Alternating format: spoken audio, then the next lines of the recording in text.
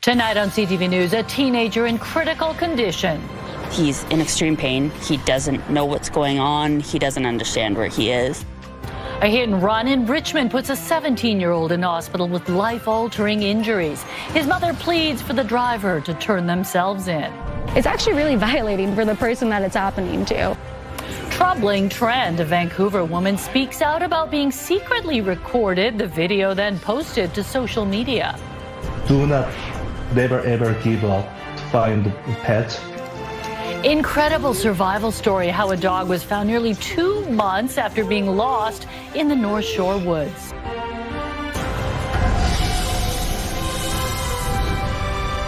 This is CTV News with me, Jung Lee. Good evening. Thanks for joining us. Breaking news to start tonight in what appears to be an escalation in a gang war in Metro Vancouver. A body was found this afternoon in front of a property in Surrey. It is the third homicide since Friday. CTV's Ben Nesbitt is live at the scene at 176 near 32nd Avenue. Ben, what do we know?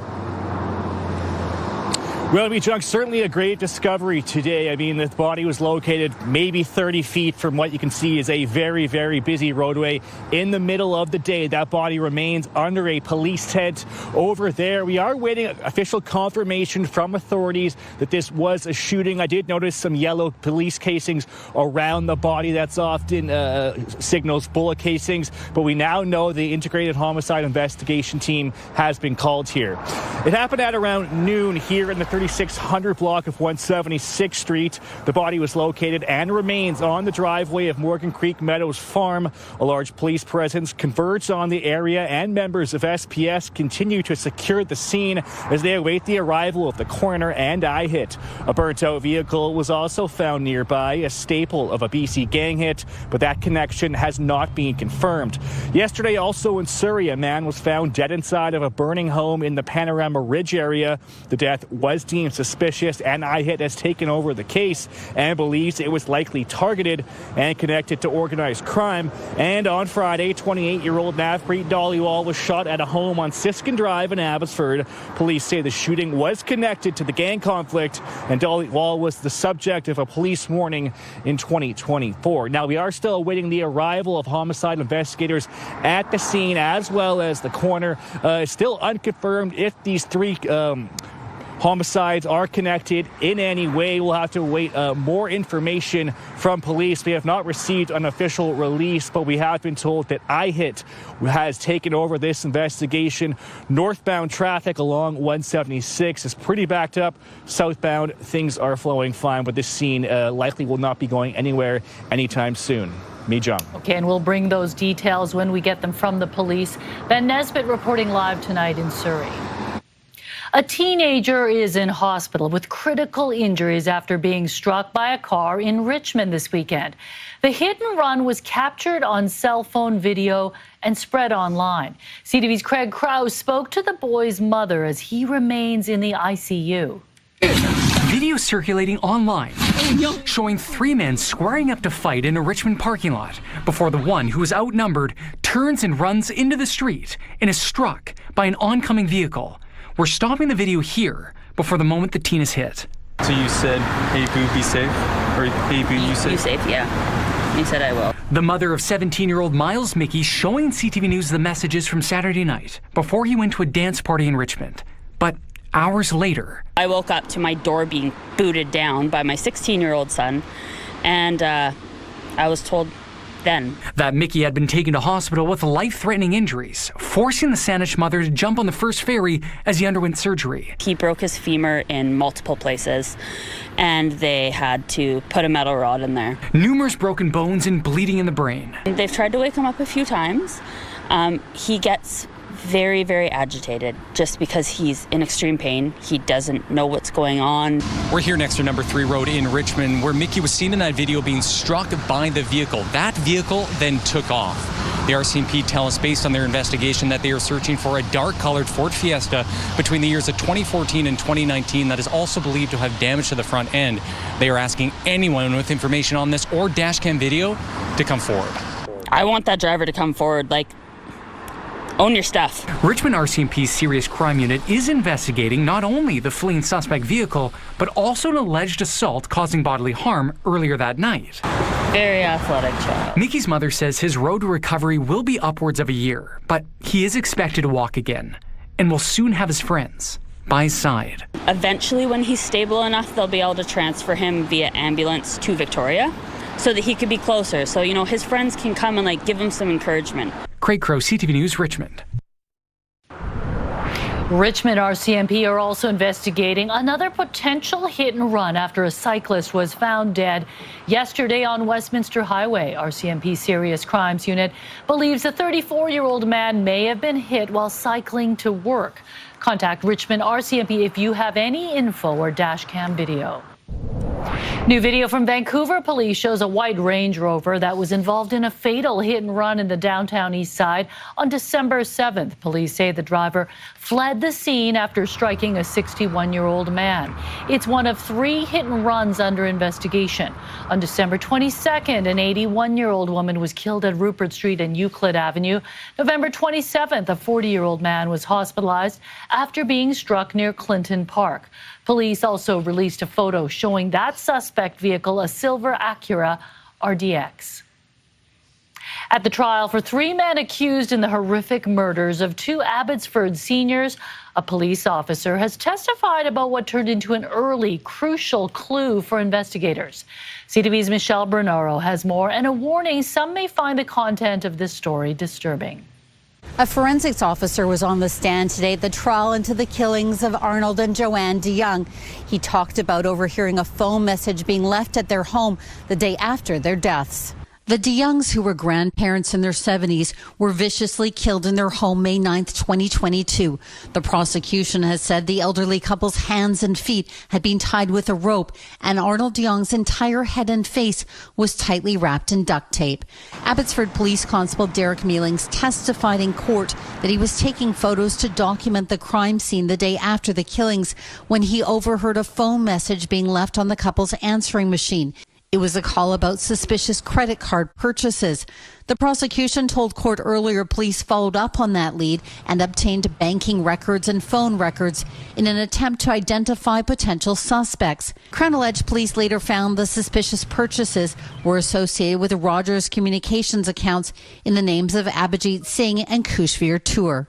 Singh and Tour, as well as Gurkhan Singh, are all charged with 2 counts of first-degree murder. They have pleaded not guilty. Family of the DeYoungs were once again in court and plan to be there each day. Tuesday marked the 2nd day of the trial, which is scheduled to last 8 weeks. At least 24 people are expected to testify. Michelle Bernaro, CTV News, Abbotsford.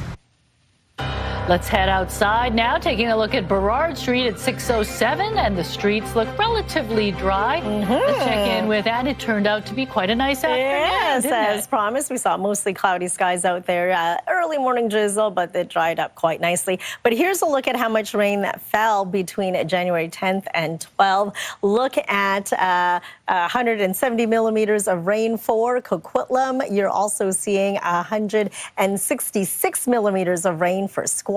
Pitt Meadow saw 121 millimeters.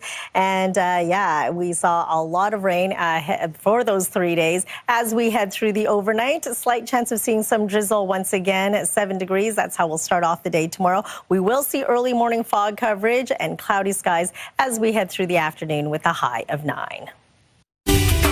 CTV Weather brought to you by Expedia Cruises. Make the most of your next vacation by booking with those who've been there. Visit expediacruises.ca.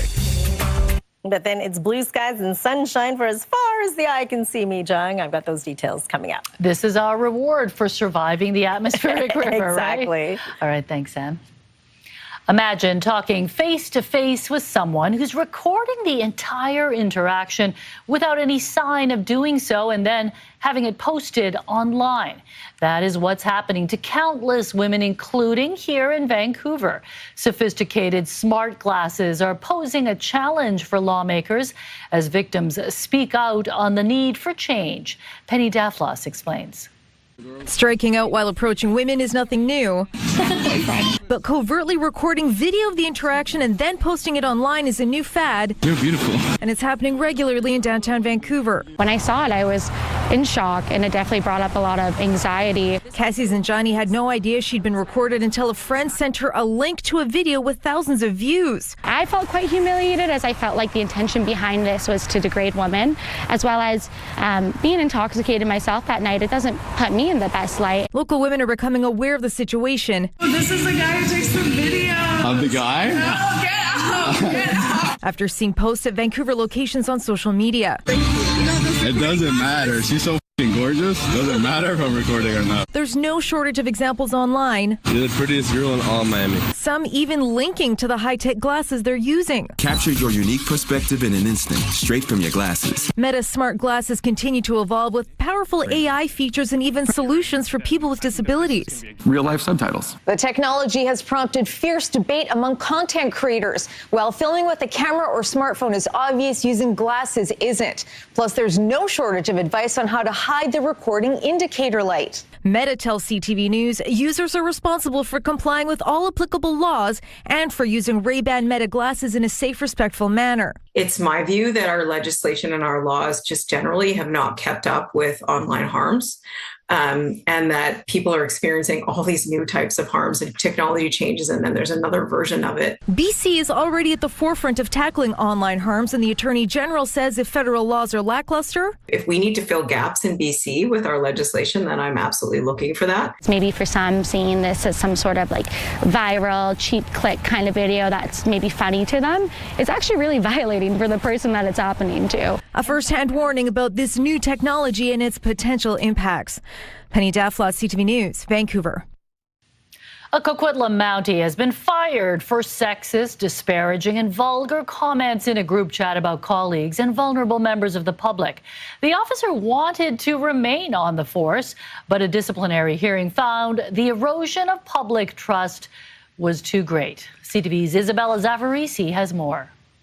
RCMP Constable Mirzad Mesbah remains stoic while awaiting the outcome of his disciplinary hearing. The RCMP adjudicator found Mesbah should be dismissed immediately and that if he remained with the force, it would only cause further damage. On Tuesday, during a virtual board hearing, adjudicator Louise Morel concluded Mesbah's actions amounted to discreditable conduct. Last year, Morel found that Mesbah, along with constables Ian Sullivan and Philip Dick, failed to treat people with respect and courtesy and committed discreditable conduct when they posted racist, sexist, and homophobic comments in a group chat with other officers and on police computer terminals. Sullivan was ordered to resign at a hearing in December. Mesbah's comments included hoping a woman would be killed and saying he would have pepper sprayed a victim if he had been first on scene. During the hearing, Mesbah said he deeply regretted his actions. On Tuesday, Morel said Mesbah, quote,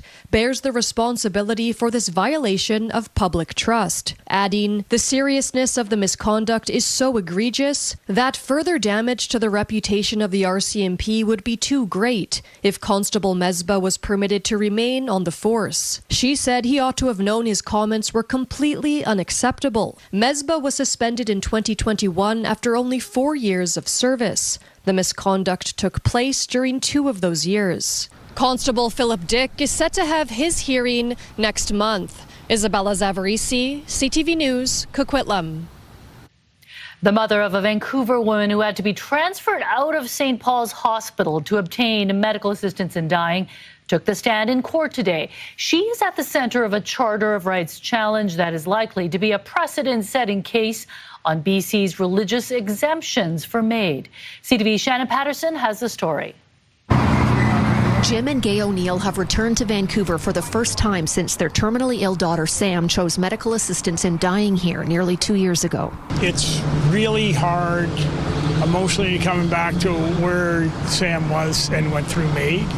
But the other side of that, I feel positive because we have an opportunity to be in court to tell the story. In the final hours of her life, the 34-year-old had to be sedated and transferred out of St. Paul's Hospital to another facility because faith-based institutions won't allow MAID to be performed on site. I want people to have the right to die on their own terms. On Tuesday, Gay O'Neill took the stand as the lead plaintiff in a constitutional challenge to the religious exemption for MAID being heard by the Chief Justice of the BC Supreme Court. I wanted him to understand how much she suffered, that the hands of Providence Healthcare and the British Columbia government because her beliefs didn't align with theirs. O'Neill testified that the forced transfer for MAID made her feel like her daughter's morality was being questioned.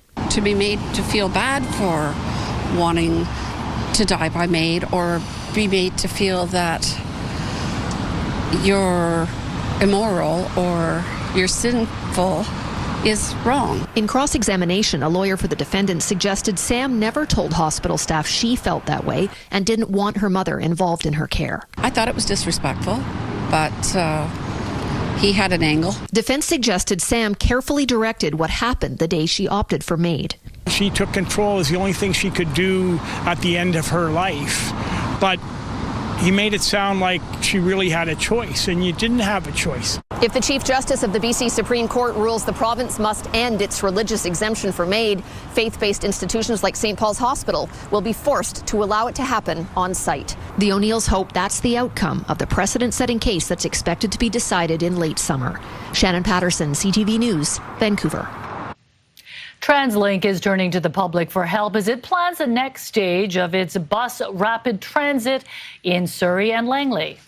With BRT, travel from Newton to Surrey Central will take under 15 minutes during rush hour. That's pretty fast. Second, frequency. Buses will arrive every 5 minutes.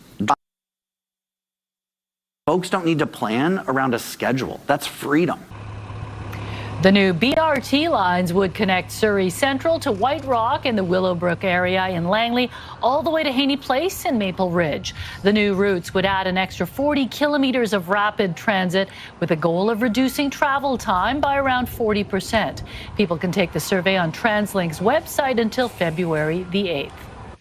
The final phase of the controversial tree removal from Stanley Park is about to get underway, but the fight is far from over. Also ahead. These instincts really could survive in the forest. Lost in the wilderness of the North Shore, a family reunited with their dog after it was missing for nearly 2 months. When CTV News continues, stay with us. Investigators with the Transportation Safety Board are trying to figure out what caused a train derailment in the southeastern Kootenays. 22 rail cars filled with coal went off the tracks this morning north of Elkford. There were no injuries, but as you can see, a highway was blocked by piles of coal. The Vancouver Park Board began the final phase of removing dead trees from Stanley Park today. The decision has been riddled with controversy, with the public and advocates, including the Stanley Park Preservation Society, pushing back for years. The society took the fight to court, arguing the decision was pushed through without proper consultation and not backed by science. But last month, the courts ruled against the society, and work will now begin on addressing the high-risk trees damaged by the hemlock looper moth. The most recent outbreak resulted in thousands of trees dying, and the Park Board says there is now a concern for public safety. The Preservation Society says their fight to save the trees is far from over. They can't put the trees up back up if we win the appeal. And so we're arguing that given the two recent reports that say that the logging is doing more harm than good, that should be enough for the Park Board commissioners to call an emergency meeting. 11,000 trees have already been cut down so far, with wood given to local First Nations. The work will include tree removals in January through March, October through December, with restoration work starting in the spring. It's a remarkable story of hope and survival. A beloved dog is back home with its North Vancouver family after spending nearly 2 months lost in the backcountry on its own. Here's CTV's Martin McMahon. This is the moment Bammy, a rescue dog who went missing, was reunited with her owners over the weekend. Some people think dog is just pet or just dog. Dog is dog, but I'm not. I don't agree. Many people say dog or pet is family. Yes, I totally agree. Bammy, a 4-year-old Korean Jindo, spent 54 days alone on the North Shore after breaking free from her leash and collar during a walk in November. Her owners hired pet searchers to find her, and while there were sightings, capturing her was a challenge. What made Bambi so tricky was that she wouldn't stick to an area for more than a day, and so we had multiple cameras out, we had traps set for her, and we just couldn't get them in the right spots because she would never be in the same area. As the weeks dragged on, owner Johan Kim says some people told him it was unlikely the dog was still alive, but he kept hope, even as video showed her dramatic weight loss. I believe the Jindo, especially Bambi, especially Jindo, this instincts really good survival in the forest. Then, after weeks of close calls and brief glimpses of Bambi on camera, a breakthrough. Mills and his pet searchers colleague Julia were tipped off that the dog had been spotted near Kenneth Gordon Maplewood School. After arriving, they were able to spot Bambi using a drone, eventually reuniting her with her owners. It was a great search and stressful at times, but we're super happy with the outcome and that she's back home.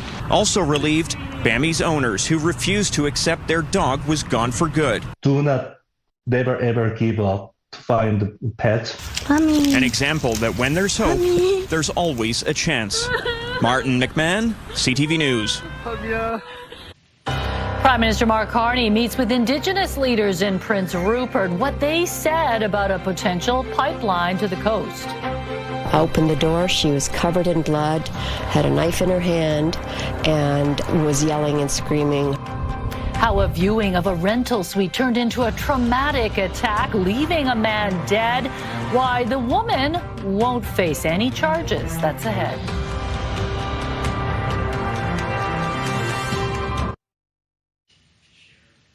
New video from Iran state media shows the aftermath of protests in several major cities as the country remains under a near total internet blackout. Authorities now acknowledge a high number of martyrs as the death toll surges past 2,000. More than 16,000 people have been detained as demonstrations spread across all 31 provinces. U.S. President Donald Trump says he's canceled all meetings with Iranian officials until the killings stop. To all Iranian patriots, keep protesting, take over your institutions if possible, and save the name of the killers and the abusers because they'll pay a very big price. He's already slapped 25% tariffs on countries doing business with Tehran. The escalation comes as demonstrations have morphed into the biggest uprising since the 1979 revolution. They began just over 2 weeks ago over Iran's collapsing currency. Back here at home, Prime Minister Mark Carney met face-to-face with coastal First Nations in Prince Rupert for the first time since signing an MOU with Alberta on a possible pipeline to BC. As CTV's Ben Milger reports, there are no circumstances under which they would agree to such a project for the North Coast. It's a meeting many First Nations hoped would have happened months ago, before the Prime Minister signed a deal with Alberta, laying out the conditions for a potential new pipeline to the BC North Coast. Prior to the meeting, the Prime Minister tried to manage expectations. Today's not a day for big announcements. It is a day, as I say, for dialogue, for listening and working. There will be a time for coming back with progress, particularly with respect to conservation.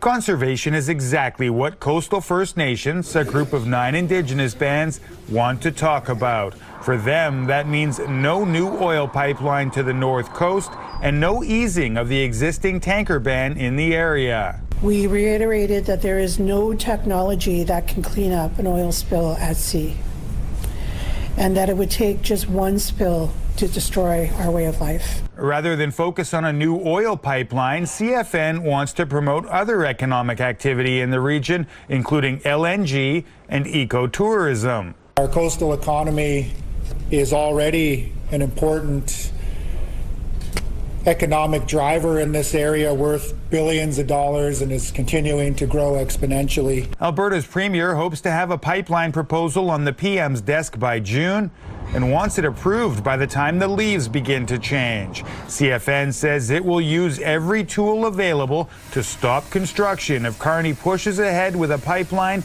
against its wishes. Going down those roads are not the roads that we choose. Our determination and resilience around not supporting these types of projects and rejecting them is also consistent. Whether he approves a new pipeline or not, Carney is guaranteed to disappoint somebody. Ben Milger, CTV News, Vancouver. Calgary police say a woman who killed a man last week will not be charged because she was acting in self-defense after being lured to the home by a man saying he wanted to view a rental property. The woman in her 30s was meeting a man in his 40s to show him the rental for a second time. They were in the basement of a home with her father, but police say he was in another part of the home when the man attacked the woman unprovoked. The man was declared dead at the scene while the victim was taken to hospital in stable condition. Her family says she was badly beaten. A neighbor says she ran to her home for help just moments after it happened. Opened the door, she was covered in blood, had a knife in her hand, and was yelling and screaming. This is a great example of someone who is completely innocent and had to suffer a very traumatic experience at the hands of a perpetrator. The man killed was identified as 48-year-old Shabazz Ahmed. Police say the killing is a non-culpable homicide, meaning the woman did not act with criminal intent or negligence. The attack is rattling nerves in the real estate industry. It's also triggering for a father whose own daughter, a realtor, was killed while showing a home in the suburbs of Victoria. Lindsay Buziak was murdered in 2008 and nobody has ever been charged. CTV's Tyler Barrow has more. A warrior and hero. This is how the family of the woman who killed her attacker in self-defense is describing her. In a statement to CTV News, the family says she didn't want to hurt anyone. She tried for so long to fight him off and escape, but when she was about to take her last breaths, she did what she had to do to survive and defend herself from the man taking her life. The woman in her 30s was beaten so badly she was barely recognizable to them, with her body bruised from head to toe and one eye swollen completely shut for days. She stabbed her attacker during a rental property showing. Her story all too familiar for real estate broker Jeff Buziak. In 2008, his daughter Lindsay, a realtor, was killed showing a couple a home in BC. No arrests were ever made. I am so grateful that the woman who was showing is okay. I'm glad the attacker is dead, because they get what they deserve. Access to For those who make a living selling homes, it's a gut check. Realtor Victoria Dalglish does financial background checks on clients while also parking her vehicle on the street instead of the driveway. When people are walking around the house, instead of backing yourself into a corner, you want to stay where there's a door. She's also ready with a designated emergency contact at the touch of a fingertip and no self-defense. Diana Trang, a self-defense instructor, says it's a tool everyone should consider having. She is commonly teaching realtors, teachers, while also doing corporate sessions. Being proactive and learning it before you actually need it. Obviously, I hope that people don't ever have to use it. As for the victim, who used self-defense to save their life, her family says she has a long recovery road ahead, but her condition is improving. Tyler Barrow, CTV News, Calgary. It's not just human actors getting awarded for their movies. Meet the four-legged actor recognized for his on-screen talent. Also coming up. I really don't think lobsters have the capacity for feeling pain, certainly not the way we do. The debate over banning the boiling of live lobsters, which some countries have done over concerns about animal welfare. What it could do to the Canadian industry ahead.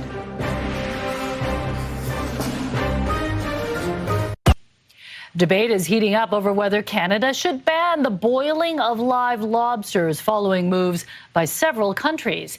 The UK announced its ban last month, joining Switzerland, Norway and New Zealand, all citing animal welfare concerns and the possibility lobsters feel pain. An animal welfare researcher in Halifax says the science is still unclear and warns killing lobsters with European-style stunning could hurt restaurants. I really don't think lobsters have the capacity for feeling pain, certainly not the way we do. The equipment costs about $7,000. Could be a huge burden on many restaurants, so they may just decide not to bother to serve lobster if they have to buy this additional piece of equipment. While England's recent move is forcing a closer look at how lobsters are treated, the Lobster Council of Canada says there's no new policy on the table for now. And that's good news for Atlantic Canada, where the lobster industry is worth nearly $3 billion annually. The Golden Globes weren't the only award show to take place over the weekend. The Astra Awards ceremony was also held, and one of the year's lesser-known stars was recognized with an historic win. On behalf of Indy, we are so grateful and thrilled to be recognized for his work in a movie he does not totally understand he was in. Indy the dog won the award for Best Performance in a Horror or Thriller for his performance in the movie Good Boy. Directed by Indy's human Ben Leonberg, the film follows Indy, who is trying to rescue his owner, who's haunted by a supernatural presence. The Nova Scotia duck-tolling retriever is now the first pup ever to win a major acting award. Aww. He's got such charisma, doesn't he? Like, he just jumps off the screen. Yeah. No wonder he won an award. Yeah, he's so beautiful. He's got acting chops, and he's definitely a very good boy. I think you need to get Lucy an agent and start sending her to auditions. She should start getting paid when she comes on here first. Let's start low and then move her up, right? Okay, first things first, right? Exactly. All right, let's take a look at our forecast. Things have dried up quite nicely. We do have this atmospheric river still, but it is moving towards the north of us along the north coast. As you can see, ridge of high pressure building for us along the south coast. We still have wind warnings in effect to tell you about through this evening. That's for Haida Gwaii as well as the coastal sections of the north coast from the southeast at 90 kilometers an hour, gusting to 110 kilometers an hour. For us along the south coast, we are starting to see some clearing, but as we head through the overnight, possible seeing some drizzle, and then a patchy fog will develop as we head through the overnight hours. And that's how we'll start off your early morning commute as well. And then just around noon, we will a slight chance of seeing a drizzle or two, but for the most part, we'll stay cloudy, and that's what we'll see as we head into tomorrow night. Lots of sunshine in store for the northeast corner of the province. Your provincial forecast at the bottom of your screen. You'll start off wet tomorrow for Port Hardy. Clears up nicely, double-digit highs, 10 degrees. That's what you can expect for Campbell River and Comox for the South Island. Clearing as well for Tofino and Port Alberni with temperatures between 10 and 11 degrees. Nanaimo, you'll see a mix of sun and cloud, 11 degrees, mostly cloudy skies. Showers to start off today for the Southern Gulf Islands. Victoria, you'll see some sunny breaks with a high of 11. For the Sunshine Coast, rain in the early morning hours, clearing up through the afternoon, 9 degrees. You'll see mostly cloudy skies up the Sea to Sky Highway, with a few showers for Whistler at 7, Squamish at 8, and for us across the lower mainland. Fog to start off the day. We will see cloudy skies through the afternoon with temperatures between 9 and 10, and then it clears up quite nicely. Thursday, 8 degrees under a mix of sun and cloud. Friday, Saturday, and Sunday, blue skies and sunshine with temperatures between 9 and 10. Into Monday, we start off sunny, clouds over through the afternoon, and we'll stick with mostly cloudy skies on Tuesday with a high of 7. CTV weather brought to you by Expedia Cruises for air, land, and sea vacations. So get out your sunglasses because it is going to stick around for a little bit. Yeah, it's unusual for a Vancouver winter to see like 4 or 5 days of that sun symbol. Exactly. Get outside and enjoy it. Yeah, looking forward to that. All right, thank you, Em. At a time of rising food costs, one fast food giant is actually lowering the cost of a menu item. Also coming up.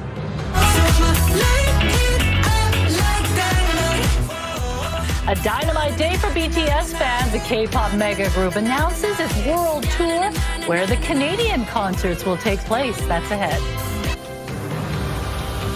Time now for tonight's Skywatch. Taking a look above the Cape Horn interchange in Coquitlam under cloudy skies. CTV Skywatch is brought to you by Kermac Collision and Autoglass, the name you'll remember when it matters. Kermac cares for kids.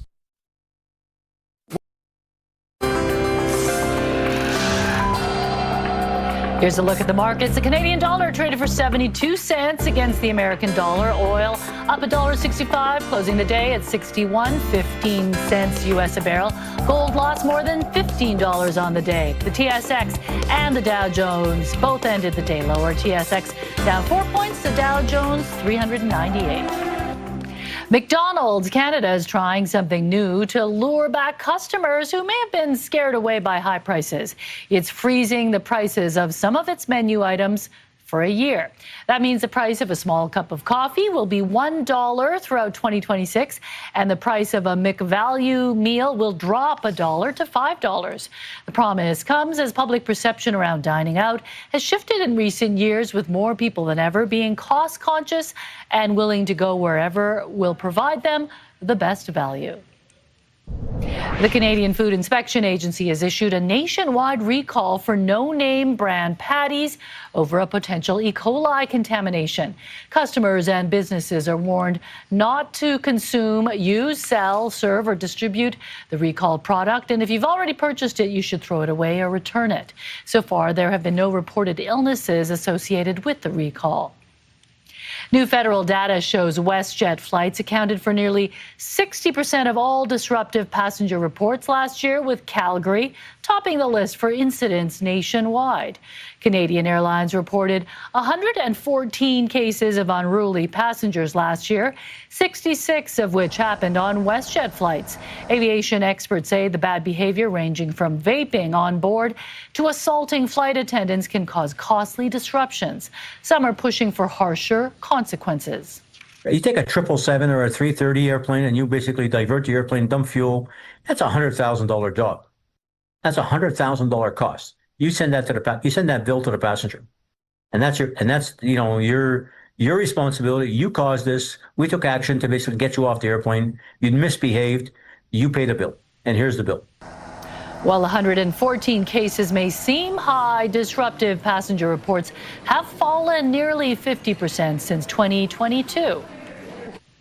Canada still ranks among the world's most powerful passports, holding a spot in the top 10. The latest Henley Passport Index puts Canada in 8th place, tied with Iceland and Lithuania. Singapore takes the top spot, followed by Japan and South Korea, while the U.S. sits 10th. The index measures how many countries you can enter without a visa or with visa on arrival. Canadians now have access to 181 destinations, down slightly from last year. BTS has just announced a massive world tour where you can catch the K-pop superstars live. Plus, viral love. Adam meets a couple whose love story spans from multiple choice to matrimony. Next on the Sawatsky Sign Off. Right now, here's Carrie with a preview of Your Morning Vancouver. The new year has not brought with it a sense of calm when it comes to extortion-related crimes. Wednesday on Your Morning Vancouver, why the efforts by law enforcement to stop the violence doesn't seem to be working. And we'll sit down with some of Canada's top female rugby players to learn about the future of the sport in Canada as Vancouver gets set to host this year's Rugby Sevens. We'll see you in the morning.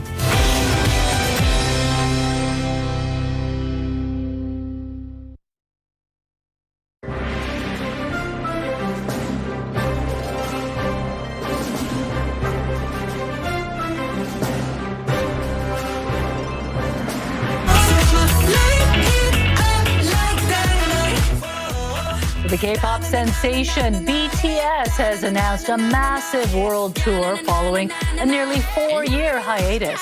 It's set to kick off in South Korea this April and end in the Philippines next March.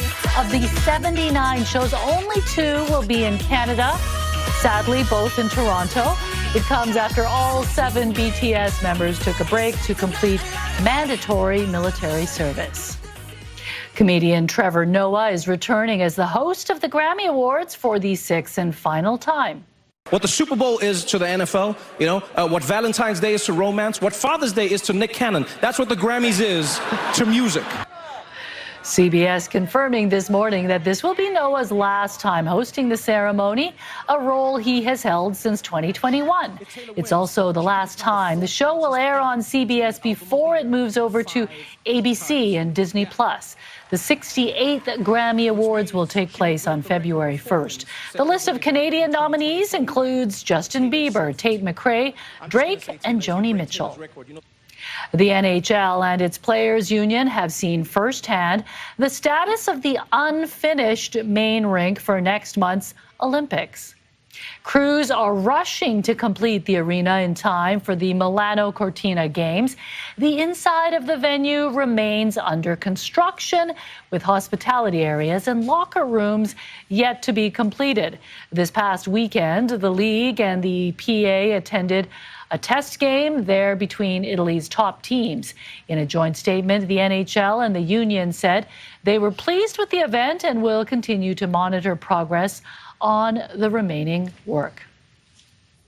That's really cutting it down to the wire, It's isn't like it? they have a lot of work to do. Yeah. You may not be able to get any food in the arena. But, oh, my goodness. But yeah, it's in February 5th. The Olympics are start. Right. Okay. See what happens. Okay, new technology is now out on the streets in China. It's not quite RoboCop, but it's not too far off. 4 robotic traffic police officers have started operating in southeast China, equipped with the latest AI chips, multiple cameras and laser radars. The robo-officers can be on duty 24 hours a day. They gather traffic information and direct traffic according to vehicle flow and road conditions, and can also identify illegal behaviors. The Chinese say the robot can assist human police in handling repetitive tasks during peak hours.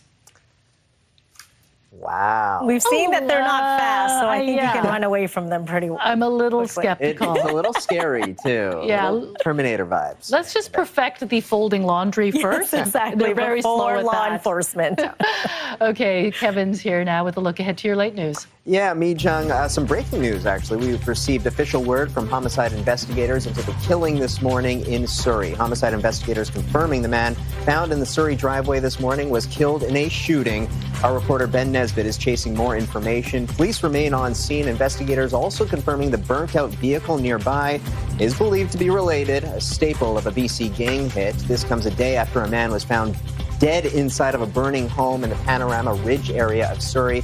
We're expecting to get some more information later tonight, and we will bring you the very latest at 11:30 and on our websites. Okay, thanks, Kevin.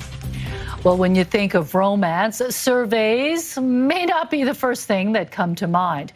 But curiosity, efficiency, and technology came together to create a love story like no other in East Vancouver. Adam explains in tonight's Sawatsky Sign-Off. If Graham McCarthy was asked to answer a multiple-choice question about the best beginning for a love story, he likely wouldn't have picked officiate a fish funeral. Yeah. Say that 5 times fast. Yeah, officiated a fish funeral. That's what I did. That's what the pastor was doing when he met a friend of a friend for the first time named Katrina Froese. So it was fun that he showed up and he had a whole eulogy, and that's the kind of humor that I was like, all right, I can get behind this. So when he eventually asked her out, Katrina said yes. But then Graham sent her a survey to fill out about her preferences for their first date. I thought it was a joke. I didn't think he was serious, but then he really wanted me to answer the questions. So I was like, okay, guess this is real. The mostly multiple choice questions range from what kind of food she wanted to eat to her preference levels of fancy schmanciness, from pajamas to a dress, suit and tie. Purely efficiency. Had a lot of questions, didn't want to send a lot of text. Graham also hoped it would be charming. And after they went to a dinner and a movie, and he presented her with a post-date survey, Katrina agreed it was. And then she posted it on social media. Within like a couple of hours, it like blew up. While the post earned more than 10 million views, the couple learned they were compatible in countless ways. And after dating for a few years, Graham asked Katrina to stop in the middle of a hike to look at her phone and fill out another form. That basically gave a survey of how he's been doing in our relationship. After answering them all positively, Katrina read the final question. Will you marry me? As you can see, she said yes.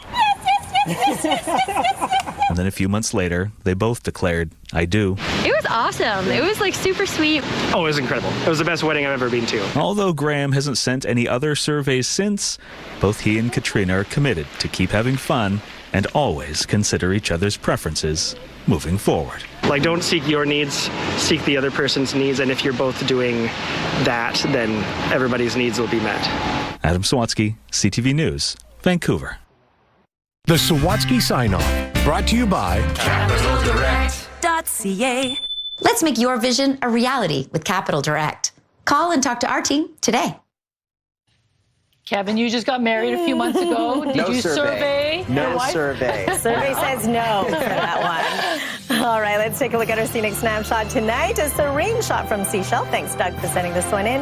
And we want to see your scenic snapshot as well, so email us at scenicsnapshot@ctv.ca. Okay, I give that a 9 out of 10. Yeah, not too bad. All right, thanks for joining us. Good night.